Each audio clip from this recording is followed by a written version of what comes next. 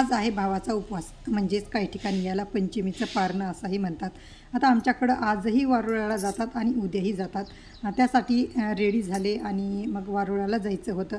तर ज्या ठिकाणी वारुळ आहे त्या ठिकाणी वारुळाला आम्ही मैत्रिणी मिळून निघालोत आणि त्या ठिकाणी वारुळाला जाऊन त्या ठिकाणी पूजा केली. आजची पूजा असती ती म्हणजे भावाच्या दीर्घायुष्यासाठी केलेली पूजा आणि त्याच्यानंतर फेरही धरला जातो आणि या ठिकाणी आम्ही फेरही धरला आणि या ठिकाणी हे गाणे ऐकू शकतात. हे जुने गाणे अशा पद्धतीचे.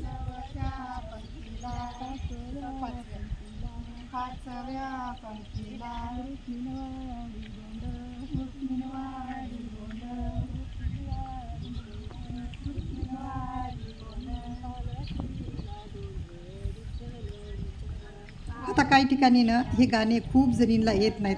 तशात आमच्यातही काही मैत्रिणी अशा आहेत की त्यांना हे गाणे अजिबात येत नाहीत.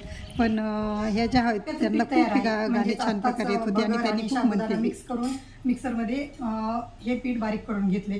म्हणजेच ह्याच्या पुढची प्रोसेस करायची. आता हे आप्पे जाळीदार होण्यासाठी आता याच्यामध्ये एकतर आपण फर्मेंट केलेलं नाही आणि त्याच्यामध्ये सोडा किंवा बेकिंग पावडर असं काहीच वापरणार नाहीत, कारण आपण उपवासाला शक्यतो सोडा बेकिंग पावडर वापरत नाहीत. आणि मग हे आप्पे फुगणार कसे, तर याच्यासाठी याच्यामध्ये दही घालायचे. आता दही जे आहे ते पण फर्मेंट करायचं काम करतं.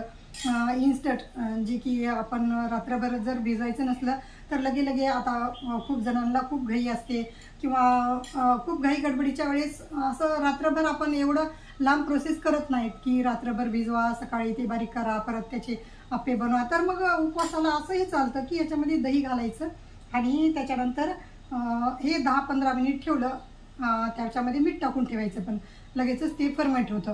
आणि हे फर्मेंट झालं की मग याच्यामध्ये आता ही आणखी वेगळी टेस्ट येण्यासाठी आता आलं की सगळं फेर धरून फिरून भूक खूप लागली होती. त्याच्यासाठी मग आप्पे तयार करायला घ्यायचे होते.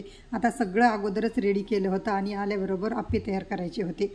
आता प्रत्येक उपवासाला रोज आता या महिन्यात श्रावण महिन्यात तर खूप उपवास येतात आणि आपण कधीतरी आठवड्याला एक उपवास असल्यावर खूप जास्त कुटाणा करत नाहीत की असं आप्पे वगैरे असं खूप जास्त कुटाणा करत नाहीत. एरवी आठवड्याला एक उपवास असला तर आपण साबुदाण्याची खिचडी खातो आणि पण आज म्हणजे असं दिवसभर उपवास असतो आणि एक टाईम जेवायचं असल्यास थोडंसं एवढा जेवणाचा एवढा पोटाला म्हणजे ताण होत नाही, कारण दररोज जेवण्याची सवय असती. त्यामुळं दिवसभराचा उपवास असं मला तर खूप जास्त उपवास होत नाही, तर त्यासाठी मग मी हे असं दिवसभर उपवास असला की त्या दिवशी मग हे असं करत असते.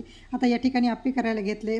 ज्या ठिकाणी मध्यभागी जी गॅसची फ्लेम असते त्या ठिकाणी आप्पे करताना कोणतेही साधे तांदळाचे आप्पे जरी असले ना तरीही ते आप्पे करपतात आणि असंच झालं. अगदी थोडा वेळ झाकून ठेवलं आणि साईडचा आप्पे बघितले तर थोडे कच्चे दिसले, म्हणून मी तसंच आणखी झाकून ठेवलं तर त्या ठिकाणी मध्यभागी थोडंसं करपल्यासारखं झालं. पण आप्पे खूप छान झाले होते. अगदी असे खूप जाळीदार आप्पे असे झाले होते. आणि त्याच्यानंतर आता या ठिकाणी बघू शकतात थोडे साईडचे मध्यभागचे करपले, पण साईडचे खूप छान आप्पे झाले होते. आणि त्याच्यानंतर त्याच पिठाचं मी या ठिकाणी डोसे तयार करून घेतले. अगदी कडक नाही, पण याला आपण स्पंज डोसा असं नक्कीच म्हणू शकतो. काही ठिकाणी तर याचे धपाटे पण करतात, पण एकाच पिठाचे हे 2 पदार्थ केले त्यामुळं आणि करायलाही सोपे आहेत. खूप लुसलुशीत असा डोसाही झाला होता. आणि हे डोसे आणि आप्पे दोन्ही तयार आहे. आणि मग यासोबत आपण दही खाऊ शकतो, नाहीतर मग आपण याची नारळाची चटणी किंवा मग शेंगदाण्याची दह्याची चटणीसुद्धा, या ठिकाणी मी शेंगदाणे दह्याची चटणीही केली. आणि हे आप्पे बघा असे खूप मस्त जाळीदारमधून छान फुगले. उपवासाच्या आप्प्याची आणि डोश्याची रेसिपी चॅनलवरती अपलोड करणार आहे, ती जाऊन बघू शकता.